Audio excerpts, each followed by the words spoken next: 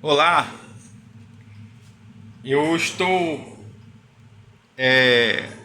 gravando esse vídeo para compartilhar com você alguns estudos e pesquisas, né? Leitura da Bíblia, leitura anual da Bíblia, né? Nem sempre a gente pode fazer, quando a gente tem tempo, fazer aquela leitura anual da Bíblia, né? De Gênesis a Apocalipse. E a leitura é até diferente, não é uma leitura direta, capítulo por capítulo, versículo por versículo. É uma leitura até, é uma analítica, né? Com estudo e algumas passagens, alguns nomes, alguns fatos nessa leitura que me chamam a atenção. Eu escrevo aqui no caderno, aqui escrevendo no caderno, e faço algumas anotações. E eu estou aqui lendo a história de duas mulheres. Geralmente a Bíblia omite as mulheres, dizem que a Bíblia é machista. Eu não concordo. A Bíblia foi escrita toda ela por 40 autores, 40 escritores que o Espírito Santo inspirou, e 40 homens. Mas Deus colocou aquilo que deveria ser registrado com um propósito, uma finalidade. Quando a gente estuda a Bíblia, a teologia, a gente vê que a Bíblia ela tem uma revelação progressiva, paulatina. É como um caminhar, um subir de degraus de escada. Então ela foi escrita, a Bíblia é um livro, ao longo de 1600 anos, 1600, 1700 anos, por 40 pessoas, o Antigo e o Novo Testamento. 39 livros no Velho Testamento, o Antigo, e 27 livros no Novo Testamento, fazendo um total de mais ou menos mais de 31 mil versículos, para quem gosta de capítulos, para quem gosta de estatística. E geralmente quase não se prega, só exceto ou salvo em reuniões de mulheres, congresso de mulheres, palestra para mulheres, Dia das Mães, Dia Internacional da Mulher, que é dia 8 de março, não é verdade? Mas geralmente não é citado, ou não são citadas, muito raramente. A história de Esther, que foi casada com o rei Assuero, né? E Ruth. É uma história de amor e solidariedade. E Esther, eu poderia resumir o livro dela, a história dela. Esther é Hadassah, né, no original, ou Murta, ou estrela. A líder que Deus usou para livrar o seu povo, né? Hadassah. Ou aquela que brilha, né? Do acadiano, do sumério. Hadassah quer dizer aquela que brilha, ou estrela. Então, o livro de Esther, ela fala sobre uma festa dos judeus chamada Purim, o Pur do hebraico, festa das sortes. Embora alguns estudiosos falem que o livro de Esther, o nome de Deus ele não é citado, pelo menos, mais ou menos, para você ter uma ideia, o nome do rei ele é mencionado 28 vezes no livro. E os rabinos judeus, né, os estudiosos do judaísmo, eles descobriram que o nome Jeová, né, Yehová, ele se encontra oculto em diversos versos do original hebraico do livro de Esther, no capítulo 1, verso 20, capítulo 5, verso 4, capítulo 13 e capítulo 7, versos 5 e 7, né? Mas Deus, ele tem uma finalidade, porque quando a gente lê a Bíblia, toda, não só o Velho, mas o Novo Testamento, a gente verifica que você não precisa fazer também uma faculdade, um seminário de teologia, para você entender. Deus, ele age no plano humano, na vida humana, no universo e no mundo, com propósitos e finalidades e planos redentivos, salvíficos ou que redundam em salvação. E o rei mencionado no livro de Esther é Xerxes, filho de Dario I, ou conhecido como Dario ou Dário o Grande. Então a gente aprende no livro de Esther a escolha para ela ser rainha e consorte ou esposa do rei Xerxes ou Assuero. Era sobrinha de Mardoqueu ou Mordecai. A gente aprende também que Vasti, que era a esposa anterior do rei, né, é uma mulher extremamente bela e linda, todas duas. Ela foi retirada. Aí mostra o plano de Deus. E o rei escolhe Esther, né? O rei escolhe Esther com propósitos redundando em salvação, porque ela é que foi intercessora junto com o seu primo Mordecai ou Mardoqueu do povo judeu. E tudo indica que o livro de, por exemplo, Ruth, ele foi escrito na monarquia de Israel, período monárquico.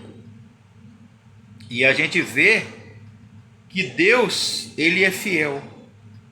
Deus, ele é protetor. E ele age com propósitos, né, que redundam em salvação. Deus é o Deus da salvação. Deus é o Deus que ele age com graça, recompensando a fidelidade de duas viúvas, né, Ruth e Noemi, libertando-os, porque as viúvas daquela época do Velho Testamento, elas passavam por necessidade, porque não tinha mais a ajuda do marido. Tendo um filho primogênito, o filho ficava com a responsabilidade de sustentar e cuidar da sua mãe. Mas como elas são viúvas e sem filhos, elas tinham que ou se prostituir ou voltar para a casa do pai, da sua família. Ruth é uma história de fidelidade, tanto humana como divina. Noemi mostrou fidelidade em voltar à terra da promessa. E Ruth demonstrou fidelidade voltando com sua sogra para Belém, ou seja, Efrata, e trabalhando nos campos para sustentar Ruth e a sua sogra, até aquela casa com Boaz, que ele demonstrou também fidelidade, cumprindo seu papel como parente próximo, ou seja, o Goel, para suscitar descendência ao filho de Noemi. Esse era um dos compromissos da aliança do povo de Deus.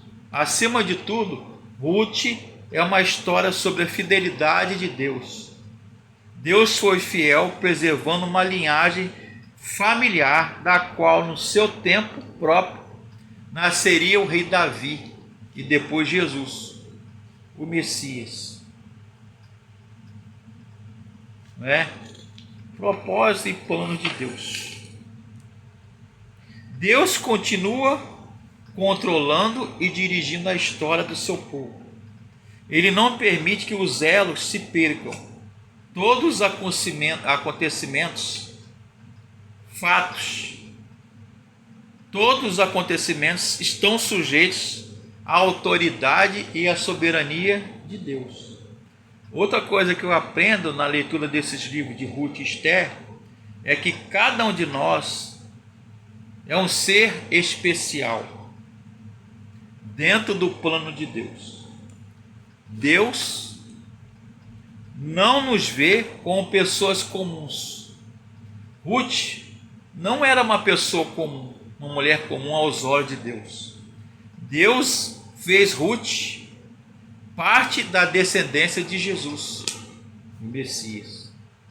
Outra coisa que eu aprendo: ninguém está tão distante que não possa ser alcançado pela graça de Deus. Ruth tinha tudo conspirando contra ela, mas Deus tinha outro plano. Deus tinha pensado algo na vida de Ruth e de Esther. Deus, em sua divina providência, guia as pessoas que desejam obedecer a Ele e servir aos outros. Em virtude de Ruth estar preocupada com Noemi, nora e sogra, Deus a conduziu e fez com que ela desfrutasse uma vida de felicidade e fidelidade. Não existe pequenas decisões quando se está em comunhão com Deus. Outra coisa que eu aprendo: a decisão de Ruth de respigar nos campos fez com que ela tornasse ancestral do rei Davi e do Messias. É sábio esperar no Senhor e deixar que Ele, Deus, realize seus propósitos e planos amorosos para conosco. Quem confia no Senhor não se apressará. Isaías 28:16. É uma coisa que eu aprendo: devemos confiar no Senhor, amém? E deixar que Ele complete o seu trabalho em nós. Ele nunca falha. Então, Deus, Ele tem um plano, Ele tem um propósito na vida de todo ser humano.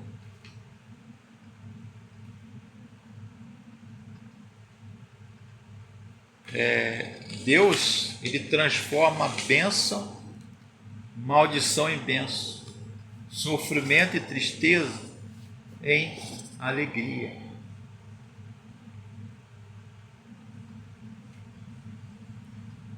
Quando nós lemos o livro de Ruth e Esther, nós aprendemos o seguinte: que Deus ensina que seu amor é vitorioso e gigantesco.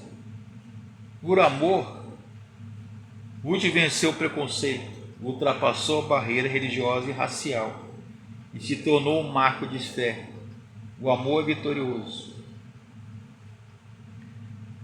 Ou seja, ela teve um valor.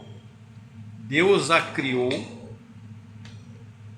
Ruth e Esther nasceram para um propósito, no qual Deus pensou e idealizou. Deus tinha um plano. E o título que eu gostaria de colocar seria: quando nossas escolhas estão dentro do governo providencial de Deus, né? Ruth e Esther, duas histórias de amor: amor a Deus, amor à família e amor ao seu povo, né? Contrariando toda a cultura semita de menosprezava a mulher